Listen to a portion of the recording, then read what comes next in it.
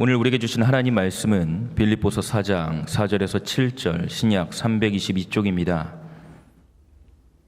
주 안에서 항상 기뻐하라. 내가 다시 말하노니 기뻐하라. 너희 관용을 모든 사람에게 알게 하라. 주께서 가까우시니라. 아무것도 염려하지 말고 다만 모든 일에 기도와 간구로 너희 구할 것을 감사함으로 하나님께 아뢰라. 그리하면 모든 지각에 뛰어난 하나님의 평강이 그리스도 예수 안에서 너희 마음과 생각을 지키시리라. 아멘. 버나드 쇼라는 사람은 이런 말을 했습니다. 내게는 두 가지 절망이 있다. 하나는 무슨 일들이 마음대로 안 되는 절망이고, 또 다른 하나는 마음대로 된 이후에 오는 절망이다. 사람들은 그렇게 불안과 두려움을 가지고 삽니다. 안 되면 안 되는 그 일 때문에 불안과 두려움이 있고, 잘 되면 잘 되는 그 일이 또 어떻게 틀어질까봐 불안해합니다. 사회학자들은 현대인들의 대표적인 불안 요소로 대략 4가지 정도를 꼽습니다. 첫 번째는 현대인들은 사고와 질병에 대한 불안을 늘 가지고 있답니다. 어떤 사고, 어떤 사건이 내게 생기는 건 아닌가, 이런 두려움들이 여전히 있다는 겁니다. 두 번째로는 사업의 실패나 직장을 잃는 것에 대한 불안이 현대인들에게는 늘 있다고 합니다. 코로나를 지났지만 여전히 많은 어려움들을 겪고 있습니다. 그 힘듦 속에서도 우리는 계속해서 다시 한번 우리들의 인생을 잘 결정하고 살아야 될 것입니다. 세 번째로는 인간관계에서 오는 불안이 있습니다. 직장에 가면 그야말로 인간관계 때문에 너무도 어려워합니다. 소위 갑질이니 직장 내 괴롭힘이니 그 밖에도 직장에서 많은 시간을 보내고 또 다양한 사람들을 만나다 보니 여러 일들로 많이 힘들어합니다. 특별히 인간관계 때문에 힘듭니다. 자녀들도 그렇습니다. 자녀들은 학교에서 왕따가 될까봐 불안해합니다. 새 학년이 될 때마다 새학기 증후군이라는 것에 시달리곤 합니다. 또한 가족 간에는 어떻습니까? 한 가족인데도 불구하고 그 의사소통이 단절되고 오해들이 생겨나서 참으로 관계에 불안을 겪습니다. 또 네 번째 현대인들의 대표적인 불안 요소 하나는, 그것은 우리 안에 있는 죄로부터 오는 불안입니다. 이것은 존재론적 불안이다라고도 표현하고 실존론적 불안이다라고도 표현이 됩니다. 어찌되었건 인간은 누가 말하지 않아도 본래적으로 죄책감에 시달리고, 또한 그 죄책감과 연결해서 인정받고 싶고 또 인정받지 못하고 거절받는 두려움들을, 불안들을 가지고 산다는 겁니다. 오늘 본문의 사도 바울을 보면 그는 지금 로마 감옥에 갇혀 있습니다. 언제 석방될지 모릅니다. 미래가 불투명합니다. 그렇다면 그 시점에서 우리가 생각할 때 이 사도 바울은 불안지수가 아주 극에 달해 있을 만한 그러한 불안한 상황입니다. 그럼에도 불구하고 사도 바울은 전혀 불안해하지 않습니다. 오히려 평안합니다. 오히려 편지를 적어 이 빌립보 교회 성도들에게 당신들은 하나님이 주시는 평강으로 사십시오라고 말하고 있다는 점입니다. 오늘 본문은 4절에서부터 6절까지는 평강의 조건이라고 말할 수 있고요. 7절은 평강의 결과라고 그렇게 해석해 볼 수 있습니다. 즉 7절은 그리하면이라고 되어 시작하는데 앞의 내용과 연결이 되는 겁니다. 이 말은 앞에서의 내용들이 충족되면, 그리하면 7절의 내용이 온다는 겁니다. 즉 하나님의 평강이 그리스도 예수 안에서 너희 마음과 생각을 지켜주시는 결과가 온다는 겁니다. 저는 오늘 이 앞부분의 내용에 해당하는 4절부터 6절까지의 내용을 오늘 우리 신앙의 어떤 교훈으로 삼아보려고 합니다. 익히 아는 말씀들이지만 다시금 우리가 여기 나오는 몇 가지 주제들을 살피며 우리 신앙을 점검하고, 우리가 정말 이 불안한 때를 살지만 하나님께서 주시는 평강을 누릴 수 있도록 우리에게 영적인 조건들을 갖추는 다시 한번 생각하는 오늘의 시간이 될 수 있기를 바랍니다.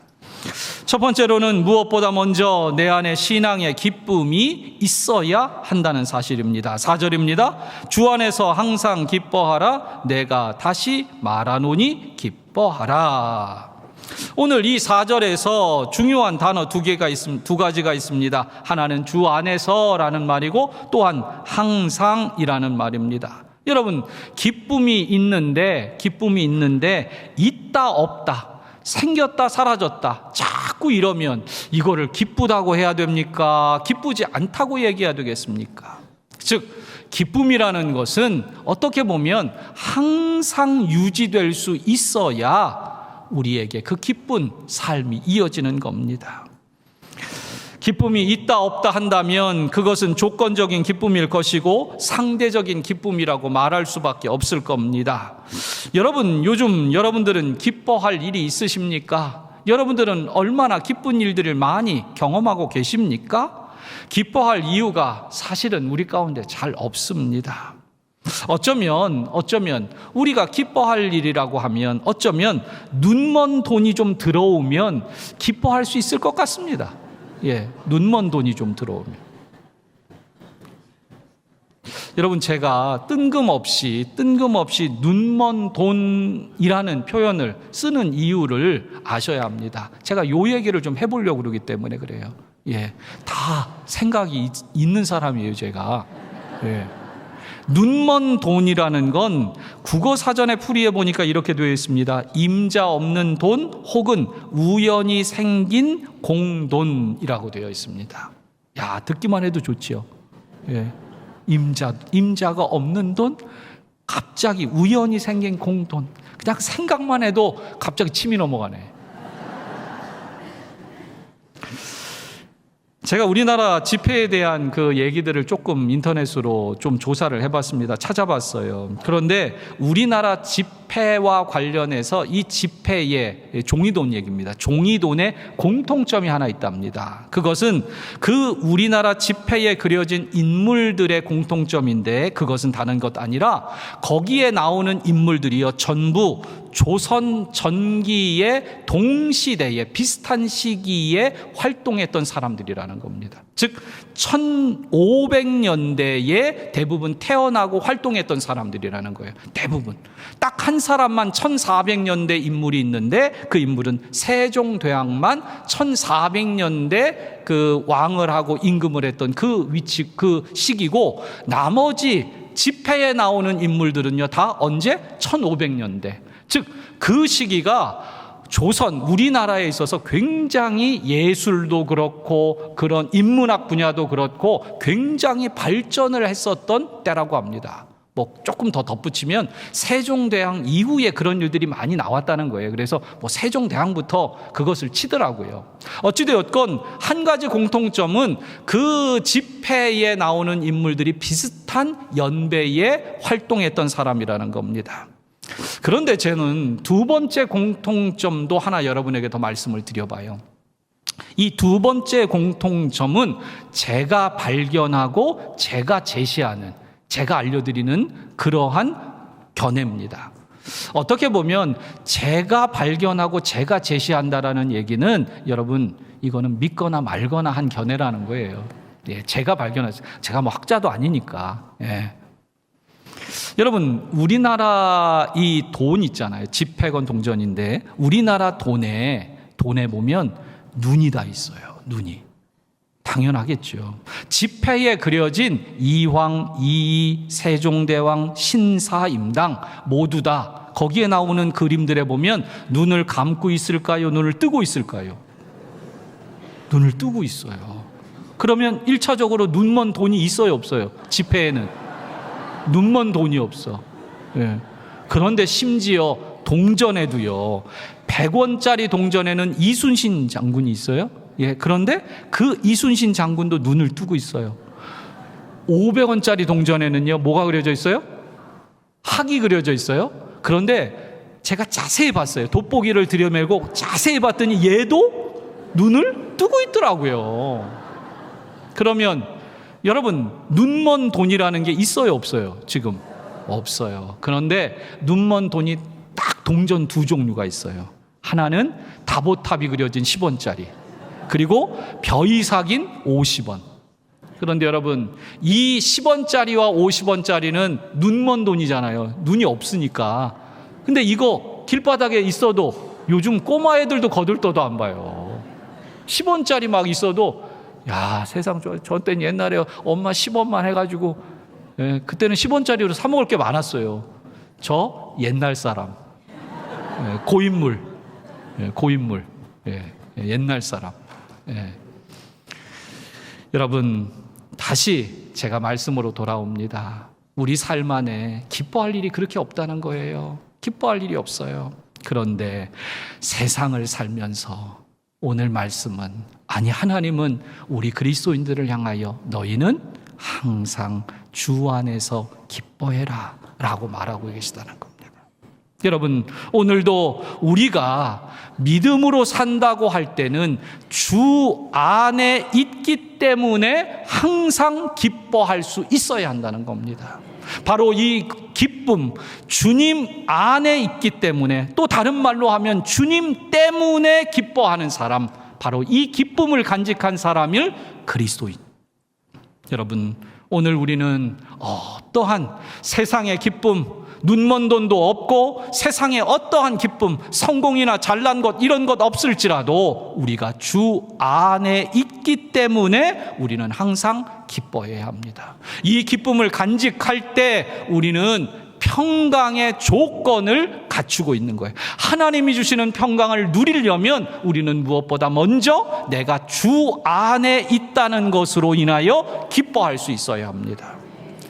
안희숙 사모님의 죽으면 죽으리라는 책에 보면 이분의 이야기가 있어요. 1930년 당시에 이분이 결혼하지 않은 상태로 학교 교사를 하고 있었는데 이분이 항일운동에 그 당시에 적극 참여하고 있었습니다. 그러다 의사였던 박관준 장로님과 함께 일본에까지 건너가 항일 활동을 펼치게 되었습니다. 그러던 때 1940년 2월에 박관준 장로님과 함께 전단지를 만들어서 옷 속에 숨기고 일본 국회의사당에 들어가 이 전단지를 뿌리며 외칩니다. 여호와께서 말씀하신다. 신사참배를 폐지하라. 황제를 폐지하라. 뭐 이러면서 대한독립 만세를 외치지요. 어떻게 됐겠습니다? 당연히 현장에서 잡혔습니다. 그리고 그들이 감옥에 갇혀 있다가 끝내 다시 평양으로 이송이 되어서 평양에서 감옥살이를 6년을 더하게 됩니다. 고문과 배고픔으로 인한 감옥 생활로 박관준 장로님은 그 감옥에서 그만 죽고 말았습니다. 그런데 안희숙 사모님은 정말 다행이지요. 정말 기적같이 그분은 사형이 집행되기 사흘 전에 이 해방을 맞게 된 거예요. 그래서 3일만 더 해방이 늦어졌으면 이분도 사형 집행을 당할 뻔했어요. 그런데 그 과정을 겪으며 이분이 감옥 생활을 회상합니다. 그런데 이분이 감옥에서 생활하면서 다른 것보다 그곳에서 만난 신앙의 선배님들, 신앙의 목회자들, 이런 분들로 인해서 얻었던 그 말로 다할 수 없는 감동을 이분이 갖게 돼요. 이분이 그곳에 감옥에 있는 동안에 만난 분 중에는 예수 천당 불신지옥이라고 외쳤던 그 최권능 목사님도 그곳에서 만났고요. 또한 주기철 목사님도 그 감옥 생활하면서 만나 그분들의 정말 고결한 신앙을 직접 목도할 수 있었다고 합니다. 그런데 이 안희숙 사모님이 평생을 살면서 한 가지 그분들에 대해서 잊을 수 없는 것이 있는데 그것은 다른 것 아닙니다. 그분들이요, 그 고문으로 그리고 이제 곧 죽게 되는 그 장면, 그 날이 다가오는데도 불구하고 한결같이 그 얼굴에 기쁨이 가득하더라는 거예요. 이것은 막 웃거나 막 즐거운 일이 있어서 얼굴 표정이 좋아지고 이런 것과 다르게 그분들 얼굴에는 정말 형언할 수 없는 거룩한 기쁨이, 흉내낼 수 없는 기쁨이 그분들에게 얼굴에 있다라는 거예요. 그분들의 얼굴을 평생 잊을 수 없었기에 이분은, 안희숙 사모님은 글을 적을 때마다 복음, 십자가, 하나님의 교회, 천국, 이런 단어를 적으며 떠올릴 때마다 그분들의 모습이 떠올랐다는 거예요. 한없이 기쁜 얼굴, 정말 거룩한 기쁜 얼굴, 누구도 흉내낼 수 없는 그 얼굴이, 기쁜 얼굴이 이분 마음 가운데 떠올랐다고 표현하고 있습니다. 그렇습니다. 사랑하는 성도 여러분, 예수 그리스도를 믿는다는 건 우리 안에 말로 형언할 수 없는 기쁨을 가지고 사는 겁니다. 주 안에서 주님 때문에 우리는 기쁨을 가지고 살아가는 겁니다. 바울이나 빌립보 교회가 지금 객관적으로 보면 어려운 상황입니다. 기뻐할 이유가 없을 것만 같습니다. 현재 바울은 로마의 감옥에 있습니다. 또한 빌립보 교회는 외적인 핍박이 있었고, 교회 안에 중직자들끼리, 영향력 있는 분들끼리 싸우고 갈등을 일으키는 그런 상황도 지속되고 있었고, 게다가 이단들이 들어와서 교회를 너무도 엉망진창으로 만들고 있는 그런 상황이었습니다. 그런 상황 속에 있는 빌립보 교회를 향하여 사도 바울은 편지에 적고 있는 겁니다. 너희 그래도 주 안에서 항상 기뻐해야 한다. 아무리 어렵고 복잡하고 힘들어도, 아무리 수많은 갈등과 괴로운 일들이 너희 가운데 있다 할지라도 너희는 주 안에서 주님께서 주시는 그 기쁨으로 살아가야 된다 말하고 있습니다. 여러분, 한 숲을 가는 기쁨이라는 말은 기가 뿜어져 나오는 것이다 라고 그렇게 표현을 했더라고요. 일리가 있습니다. 여러분, 우리 마음속에 기쁨이 있다면 그것은 어떻게든 드러나기 마련입니다. 사랑하는 성도 여러분, 오늘도 한 주간 지내면서 기뻐할 일이 없었을 겁니다. 눈먼 돈이 없다니까요. 예. 기뻐할 일이 없어요. 그러나 우리가 어떠한 순간에도 우리가 기뻐해야 될 이유가 있습니다. 우리가 어디에 있기 때문에? 주 안에 있기 때문에. 여러분, 주 안에 있기 때문에 기뻐하십시오. 또한 내가 송년교회 안에, 송년교회 교인이기 때문에 기뻐하십시오. 저는 송년교회 담임 목사가 돼서 기쁩니다. 예. 같이 기뻐하시는군요. 감사합니다. 두 번째로는 우리가 평강의 조건, 두 번째 평강의 조건은 이웃에게 관용하라고 오늘 말씀하고 있습니다. 5절입니다. 너희 관용을 모든 사람에게 알게 하라. 주께서 가까우시니라. 이 관용하라는 말은 너그럽게라는 뜻도 있지만 공정하다, 공평하다라는 뜻도 가지고 있습니다. 즉, 너희가 관용을 베풀어라 라고 얘기할 때는 그냥 너그럽게 해주라는 그런 뜻도 되지만, 어느 사람을 대하든 공정하고 공평하게 대할 줄 알아야 된다라는 뜻도 들어간다는 겁니다. 지금 빌립보 교회에는 갈등이 있습니다. 오늘 읽진 않았지만 여기 앞절 바로 3절에 2절에 보면 유오디아와 순두계라는 이 빌립보 교회에 굉장히 영향력 있는 여성 지도자입니다. 이분들이 갈등이 있었다는 거예요. 그런데 이분들이 얼마나 영향력이 있는 분이냐면, 이분들이 이 갈등 때문에 교회가 어수선해졌어요. 대단한 분들인 거예요. 대단한 분들이에요. 예. 그런데 그런 속에 있는 그 한마음 되지 못하고 있는 상황을 염두에 두고 사도 바울은 말하는 겁니다. 너희 관용을 모든 사람에게 알게 해라. 여러분, 교회에 문제나 갈등이 없을 수는 없습니다. 당연히 있다는 얘기예요. 사람 사는 데니까. 그리고 교회라는 조직이요, 아무래도 이렇게 저렇게 사람들의 다양한 견해들 속에서 방향을 잡아서 움직이기 때문에 분명히 갈등이 있습니다. 그런데 여러분, 그 갈등을 해결할 줄 아는 교회가 좋은 교회입니다. 정말 소리 없이 그 갈등들을 해결해 낼 때 그 교회가 성숙하고 어른스러운 교회예요. 여러분, 우리는 갈등의 순간에, 갈등의 상황 속에 상대를 이기려고 하면 안 됩니다. 진짜 성숙한 그리스도인은 갈등의 상황을 통해 내가 너보다 똑똑해, 내가 너보다 많이 알아 라고 이기는 것이 아니라 그 문제를 해결하는 것이 우리의 성숙함이어야 합니다. 여러분, 말세가 될수록 사람들은 점점 이기적이 되고 사나워지고 양보가 없습니다. 서로를 품어주는 마음이 너무도 좁아집니다. 그러나 그리스도인은 용납하고 그리고 상대를 품는 겁니다. 역사학자인 시오노 나나미의 로마인 이야기에 보면 그녀는 로마가 천년의 로마 제국을 유지할 수 있었던 이유 중에 하나로 꼽는 것 중에 하나가 바로 뭐냐면 로마의 관용입니다. 로마의 관용.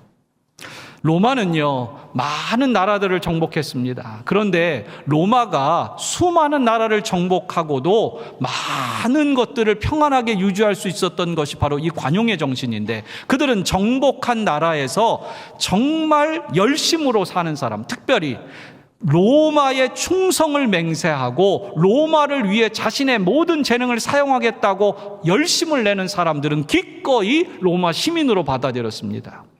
그렇게 받아들여서 심지어는 정복당한 민족 중에서 황제가 나올 만큼 그들은 관대한 정책을 펼쳤습니다. 그리하여 로마의 이 관용은 점령국가의 충성을 이끌어낼 수 있었고, 수많은 나라를 점령했음에도 불구하고 로마는 든든히 세워질 수 있었다는 겁니다. 사랑하는 성도 여러분, 오늘 세상의 나라도 그렇게 다스립니다. 그렇다면 하나님의 나라는 어떻겠습니까? 우리 그리스도인들은 서로 관용해야 합니다. 관용을 보여야 합니다. 그리고 이 관용이 다른 사람들이 알 수 있을 만큼 관용을 베풀어야 합니다.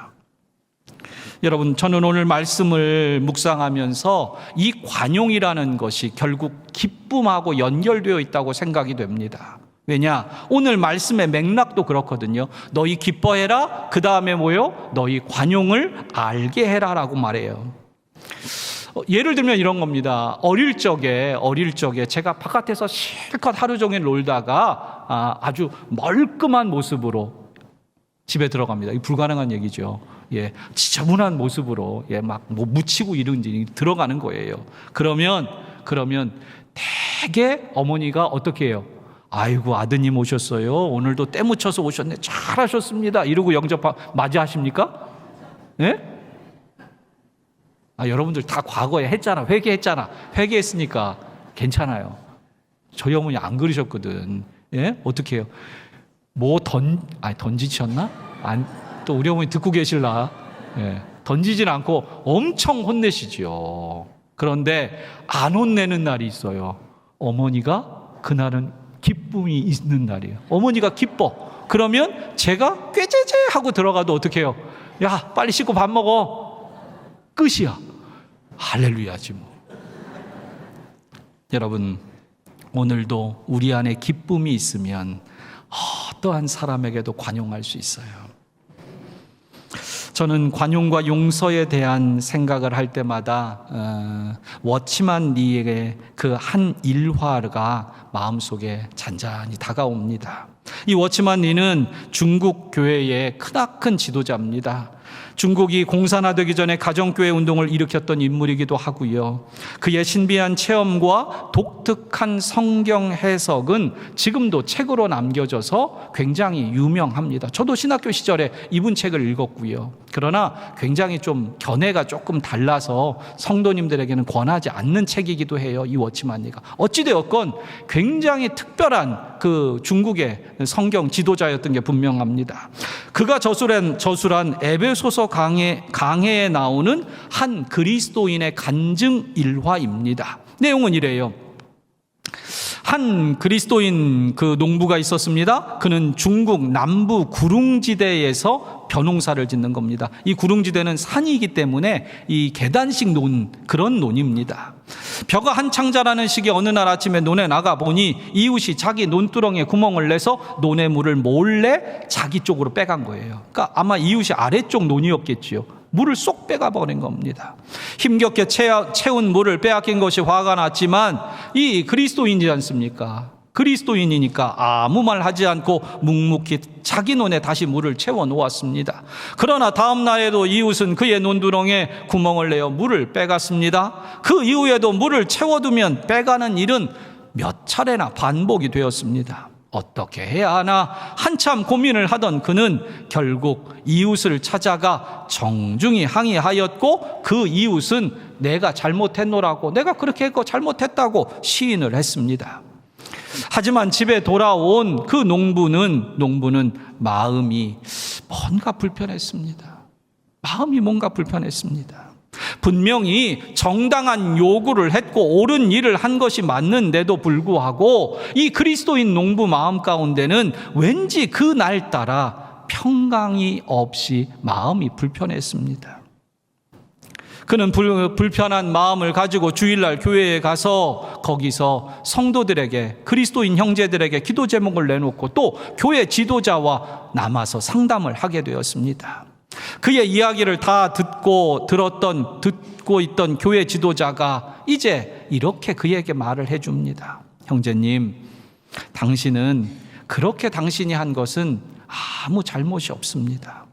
형제가 항의를 해서 권리를 찾는 것은 그야말로 정당한 일이고 잘한 일이 맞습니다. 그러나 형제님, 주님께서 우리가 올바른 일을 하는 것으로만 만족하실 것이라고 생각하시는지 저는 형제님에게 묻고 싶습니다. 주님께서는 우리가 정당한 일보다, 형제님께서 정당한 일보다 더 위대한 일을 하길 원하시는 것은 아닌지 저는 형제님이 기도해 보시기를 바랍니다. 교회 지도자의 그 말을 듣고는 집으로 돌아온 그 밤에 이 그리스도인 농부는 기도합니다. 무릎을 꿇고, 하나님, 제가 올바른 일보다, 정당한 일보다 제가 하기 원하시는 위대한 일이 무엇입니까? 그 밤에 기도합니다. 그리고 아침이 되었습니다.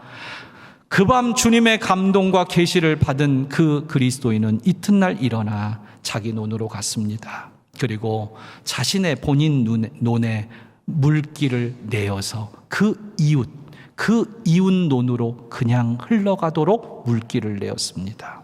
그러자 그의 마음에 평화가 임했습니다. 그리고 며칠 뒤 더 이상 그의 이웃은 그의 논의 물을 빼갈 필요가 없게 되었습니다.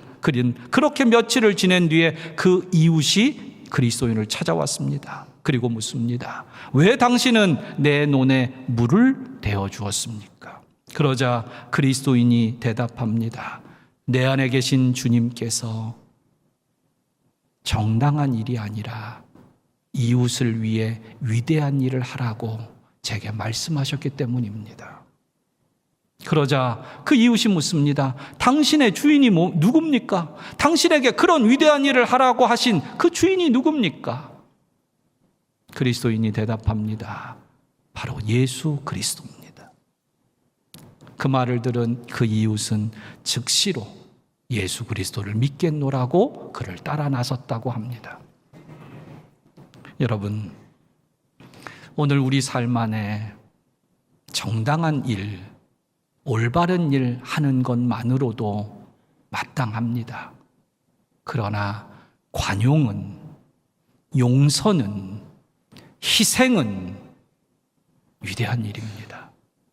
예수님은 우리에게 정당한 일로 만족하며 살라고 말씀하지 않으십니다.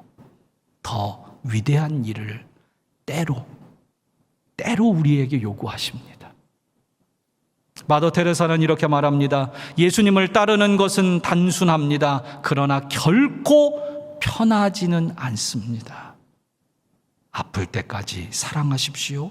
그리고 더 사랑하십시오. 여러분, 누군가를 사랑하는 것은 아픈 일입니다. 그런데 그 아픔에도 불구하고 더 사랑할 때 그 위대한 사랑이 한 영혼을 살립니다. 그리고 우리의 영혼을 평안하게 만들어냅니다. 세 번째로 우리는 하나님을 향해서 이제 기도해야 합니다. 6절입니다. 아무것도 염려하지 말고 다만 모든 일에 기도와 간구로 너희 구할 것을 감사함으로 하나님께 아뢰라. 오늘 이 말씀은 너무도 잘 아는 말씀이지요. 이 말씀은 두 가지로 구분해 볼 수 있습니다. 하나는 염려하지 말라는 사도 바울의 요구입니다. 염려하지 말아라. 염려라는 단어는 영어로 worry라고 씁니다. 그런데 이 worry라는 영어 단어는 독일어의 브루겐이라는 단어에서 유래했습니다. 그런데 독일어 브루겐이라는 이 독일어 단어는 그 의미 가운데 질식시키다 혹은 목을 조르다라는 뜻이 있습니다. 즉 그렇게 본다면 염려한다라는 것은 정신적인 질식, 마음의 목을 조르는 것이라고도 그렇게 풀이할 수 있을 것 같습니다. 누가복음 8장에는 예수님께서 씨 뿌리는 자의 비유를 하십니다. 그 씨는 각 곳에 뿌려지지요. 그런데 가시떨기에 떨어진 씨의 경우에는 예수님께서 그렇게 누가복음에 해설을 합니다. 이 생의 염려와 재물과 향락에 기운이 막혀 온전히 결실치 못하는 자요라고 예수님이 설명합니다. 즉 하나님의 말씀이 전해지지 않았다거나 하나님의 말씀이 마음밭에 뿌려지지 않아서가 아닙니다. 하나님의 말씀을 들었음에도 불구하고 이 세상의 염려 때문에 그 기운이 막혔다라는 겁니다. 즉 하나님의 말씀이 자랄 수 있는 그 숨통을 우리가 염려할 때 말씀의 숨통을 조인다는 거예요. 말씀의 능력을 질식시켜 버리는 겁니다. 성령의 역사를 막아버린다는 거예요. 뭐가? 염려가. 여러분, 우리가 염려하지 말아야 될 이유가 바로 여기에 있습니다. 우리가 염려할 때 하나님께서 아무리 복된 말씀, 목회자들이 가가지고 아무리 축복의 말씀을 구절구절 다 해줘도요, 내가 염려하는 순간 그것은 기운이 막혀요. 목이 졸리는 거예요. 끝이라는 겁니다. 염려하지 말라는 겁니다. 그리고 나서 감사함으로 기도하라고 말합니다. 여러분, 오늘 감사로 기도한다라는 게 쉬운 일이었다면 사도 바울이 이렇게 편지에 쓰지도 않았을 것입니다. 사랑하는 성도 여러분, 어렵지만 우리는 염려를 끊고 하나님께 그 모든 문제를 기도로 아뢰기 시작해야 됩니다. 불안과 염려가 생길 때 그 염려거리를 기도거리로 만들어낼 줄 알아야 우리 삶에 하나님의 평강이 임하는 겁니다. 여러분, 염려로는 문제를 해결할 수 없습니다. 그러나 기도하기 시작할 때 그 문제가 해결됩니다. 기억하십시오. 하나님은 우리의 걱정에 응답하시는 분이 아니라 우리의 기도에 응답하시는 분이에요. 수많은 시간을 걱정한다고 해도 하나님은 한마디도 응답하지 않으십니다. 그러나 단 1분이라도 단 10분이라도 하나님 앞에 기도로 무릎 꿇으면 하나님은 반드시 그 시간에 응답하십니다. 말씀을 맺습니다. 사랑하는 성도 여러분, 오늘도 우리 삶에 어려운 일들이 많아요. 그러나 그 불안과 두려움의 세상을 살지만 우리는 기뻐해야 합니다. 그리고 모든 사람을 향해 하나님이 역사하실 걸 믿고 용서하며 관용해야 됩니다. 그리고 수많은 염려거리들이 있을지라도 그것을 염려거리로 삼는 것이 아니라 기도거리 삼아서 걱정이 아니라 기도로 하나님께 엎드릴 때 하나님께서 우리 안에 평강을 주십니다. 기도하겠습니다.